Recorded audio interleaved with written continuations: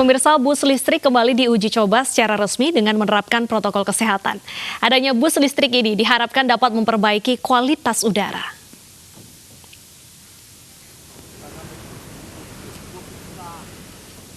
Bus listrik EF1 ini melayani rute Balai Kota Blok M.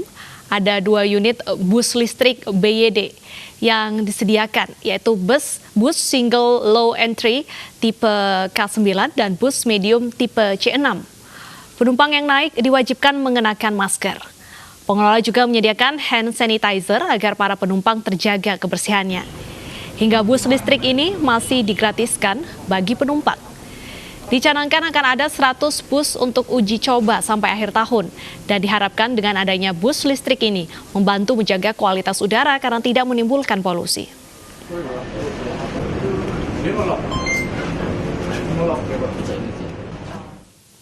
Dan langsung saja kita lihat apa saja fasilitas dari bus listrik ini. Sudah ada Nadia Raisa.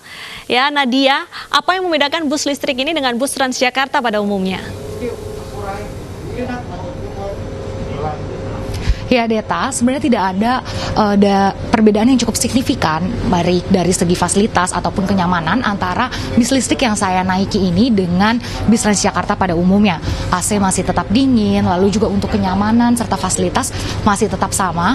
Hanya saja bahkan tempat duduk atau kursi di sini masih sangat bagus karena memang masih sangat baru karena baru beroperasi 2 hari dalam tahap uji coba.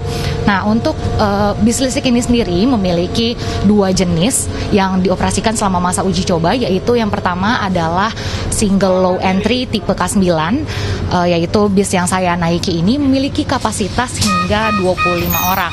Nah, sedangkan untuk tipe lainnya yaitu ada tipe bis medium dengan tipe C6, kapasitasnya hanya 11 orang saja. Dan memang untuk dari segi kapasitas, bis ini ukurannya lebih kecil dibandingkan dengan bis Transjakarta pada umumnya.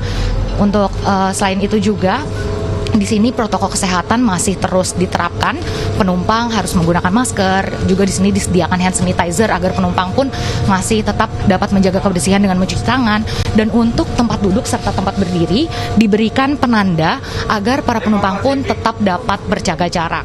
Nah, bis ini memiliki keunggulan tersendiri, yaitu lebih ramah lingkungan karena memang tidak menimbulkan polusi udara. Selain itu juga untuk suara tidak menimbulkan kebisingan dibandingkan dengan transportasi lainnya, karena memang menggunakan bahan bakar listrik. Selain itu juga biaya perawatannya lebih murah dan daya tahan baterainya pun cukup lama.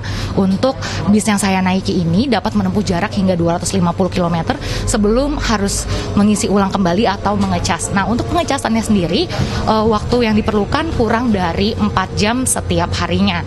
Nah, untuk layanan bis listrik ini sendiri beroperasi dari pukul 10 pagi hingga pukul 8 malam dengan waktu keberangkatan kurang setiap 45 menit sekali. Nah, untuk bis yang saya naiki ini rutenya adalah dari halte Balai Kota hingga menuju ke Blok M.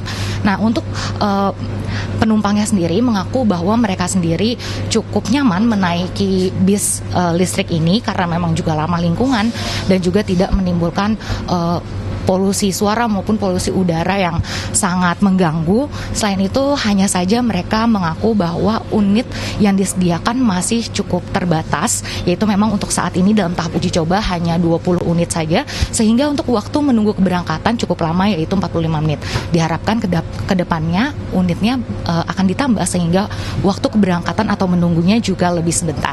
Ya, Deta. Terima kasih Nadia atas informasinya, cukup menarik untuk dicoba warga Jakarta.